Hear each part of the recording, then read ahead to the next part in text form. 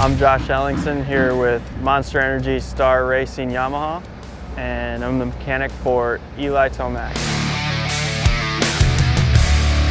Starting at the front of the bike, we'll start here with the front brake for Eli Tomac. He runs a arc folding lever that Arc Bob builds that gives you a different ratio change. Line-wise, we run a core front brake line, which is a steel braided line, an arc folding clutch lever, and the arc perch setup. Pretty neutral, a little bit low position. Grips-wise, he runs a Pro Taper full waffle. Throttle tube, aluminum G2 throttle tube. Bar-wise, he runs SX Race Pro Taper bars that are in a neutral position with the forks, with neck and bar clamps +5 riser, neck and triple clamps. For our button starter and kill switch, we run a protective guard that keeps his chest from knocking the button off or breaking the button. It's just a safety precaution and keeps him from hitting the kill switch. It's almost like an extended housing that allows the button to stay safe. Right now we're just have one start map as to what he wants, and he just engages it himself on the line. So for fork wise with Eli, we run the LSF A-kit setup that's more of a hybrid that he chose for Supercross. KYB, Gilly at KYB built those. So works connection, launch control button. He runs it a lot deeper for the grate to keep the front end down so he's not wheeling. It's a one button setup. Pretty much tested the depth at the test track, and this is where we found works the best right now. So for outdoors, he'll run the button up just a little more just because you do get a little slip because of the dirt. It's not as grippy compared to the grate. So for front rim, we run a kite hub with Excel rim, and then the spokes we use are kite as well, and we wire tie them at the cross point in case we have one pop. It doesn't wrap itself in the fork or take out the brake line. It just keeps it in its place in case one does break. A Dunlop 768 front tire. He runs a braking front rotor, and then caliper wise, Nissan billet caliper and hanger with a braking front rotor. We run a light speed cover over it to keep it any rock or even person from bending it out on the track. 270 front rotor. So for airbox setup, we do run a hole in the hood scoop that allows a little more airflow into the airbox itself. And then for airbox setup, we use the Twin Air Power Flow kit that comes with a cage, back plate, and the filter itself. Lightspeed does our skid plate. We have it rigid mounted. We haven't done too much testing with the rubber mounted skid plates, but right now it shows no effect for us on this chassis. For radiators on the bike, we run a 1.8 cap that allows the pop point to be a little higher, and then we run a Twin Air louver skin that keeps rock and debris out of the fins of the radiators. And then on the back side, we run a brace that runs left to right that keeps the radiators from smashing in either from his legs or another rider or a tip over to allow him to finish the race. And then we run Oetiker clamps on all the hoses to keep a hose from popping off, or just makes it a little stronger.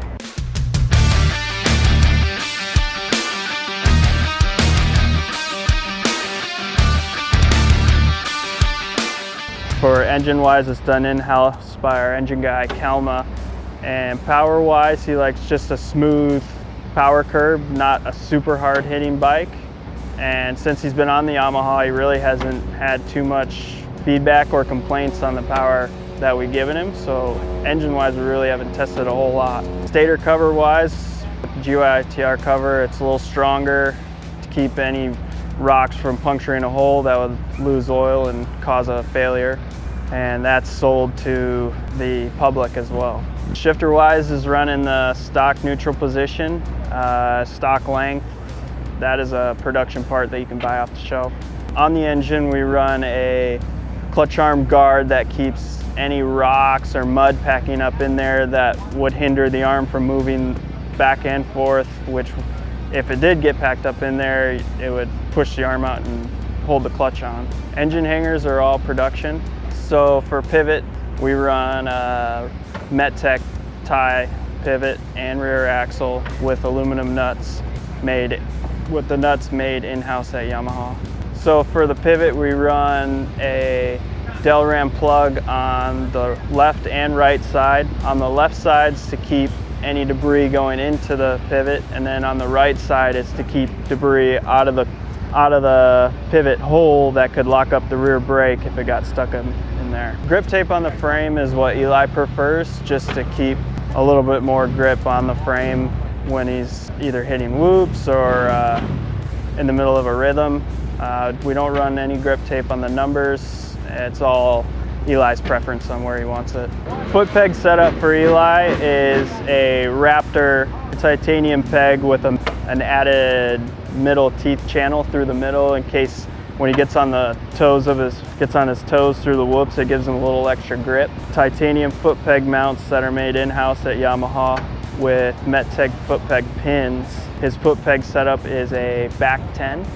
Gearing wise, we run a 1350 with RK chain, rivet length RK chain, Vortex front and rear sprockets. For Eli's shock, he runs KYB shock setup. It's a factory body. For preference wise, he runs more of a stiffer rear shock to keep more hold and put more pressure on the front to keep the bike turning quicker. For Supercross, Eli went with a standard pull rod and standard knuckle. For chain guide, Lightspeed builds us a carbon chain guide. It's pretty much standard dimensions, saving weight from the aluminum chain guide that comes with the bike.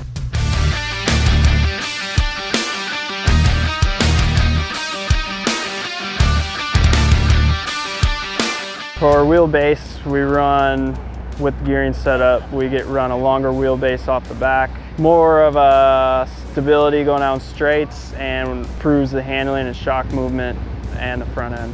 Sprocket bolts, Metec provides us with titanium sprocket bolts and rotor bolts for the rear wheel. In the back, same as the front, Excel rear rim with kite hub, and then Yamaha rear spokes and Dunlop rear tire. Axle blocks are made in-house at Yamaha. The tie axle, also the nut on the rear, is in-house. It's an aluminum nut made in-house at Yamaha. Rear brake is a standard caliper with an OW master cylinder that gets rid of the window in case possibly have a window that falls out and cause a DNF, so get rid of that. And then brake pedal for the rear brake, we install a tie tip on it that gives him more foot feel when he's using the rear brake. And then we run a stop at the bottom of the rear brake that keeps the rear brake if hits any debris in a rut or a corner so it doesn't pull the internals out of the master cylinder. And then on the rear brake line, we remove the sheeting towards the front that connects to the master, just as a weight saving. Subframe setup for Eli is a standard height subframe, or we don't drop it at all for him. He likes the height of the rear end.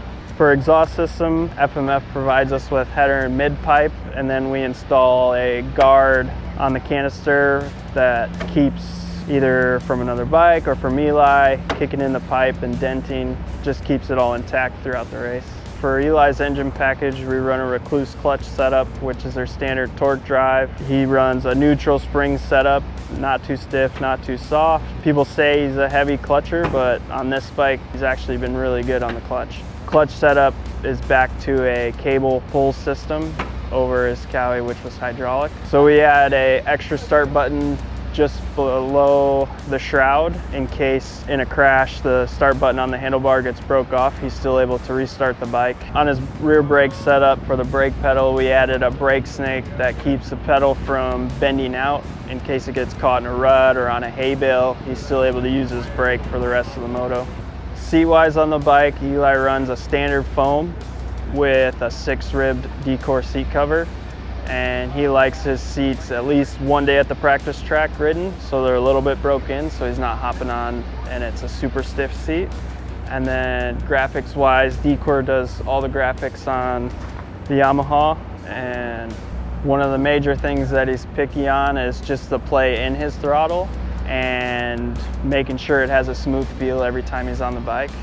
For battery rise on the bike, we run an anti-gravity 4-cell battery that's a little bit lighter than the production battery, and longevity-wise, it lasts a lot longer.